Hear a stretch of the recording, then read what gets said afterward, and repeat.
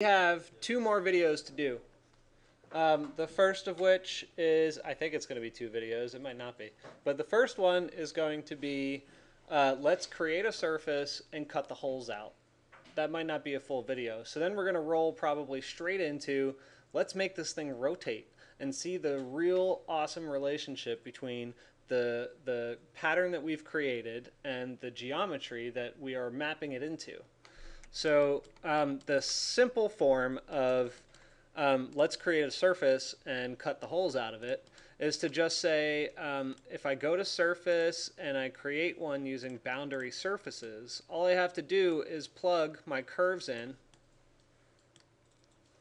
The original outer curve is going to be plugged in to boundary curves, or boundary surfaces, I'm sorry, and that's under surface freeform.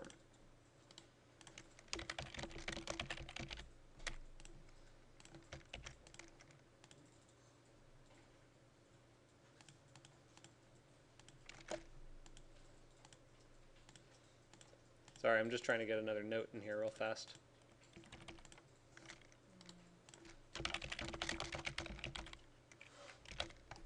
All right, so we've got our outer surface.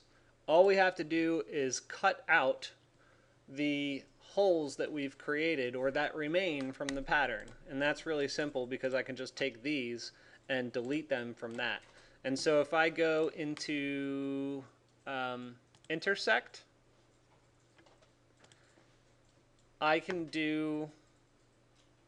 I can do region difference. But I might need to do solid difference.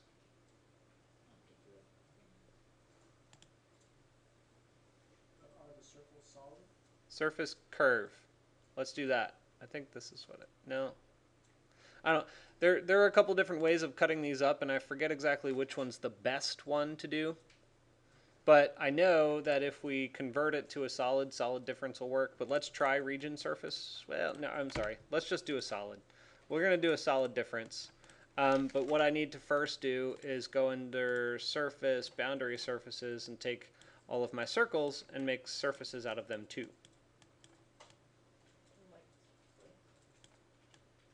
Surface, boundary surface. What did you just add just there? I'll go back and show you.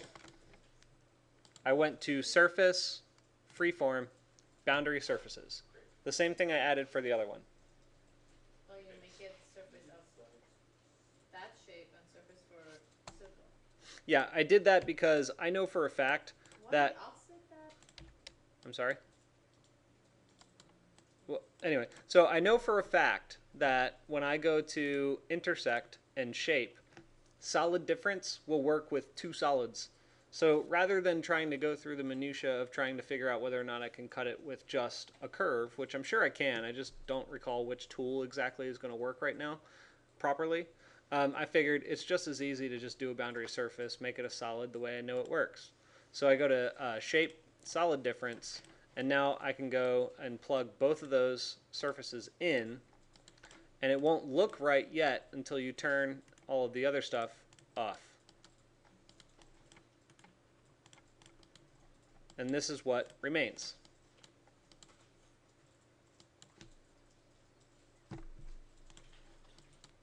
Pretty intriguing stuff, right?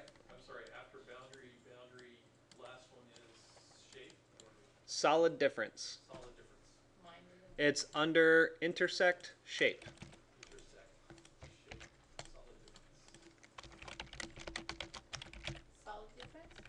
Yes.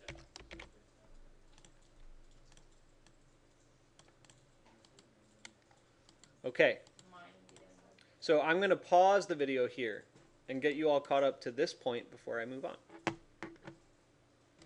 All right, so major point of troubleshooting here. So a number of you got a problem here, and I'm going to drop something in. Don't worry about it right now.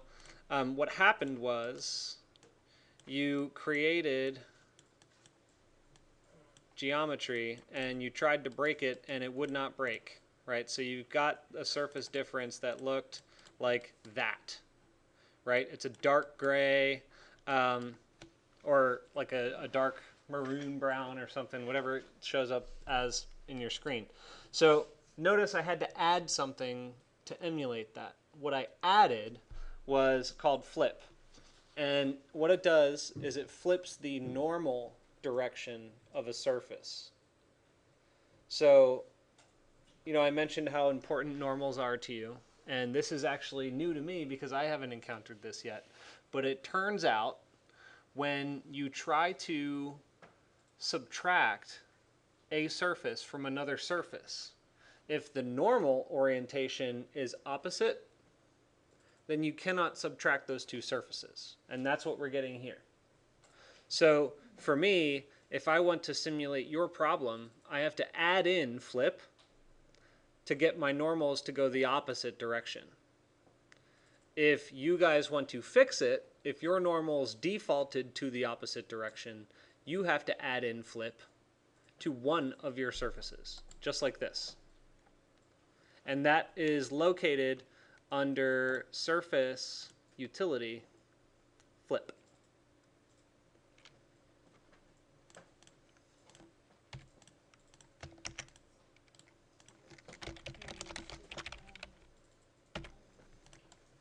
Okay, so I was doing a little bit of research about this subject earlier today. I'm going to disconnect this, but disconnect.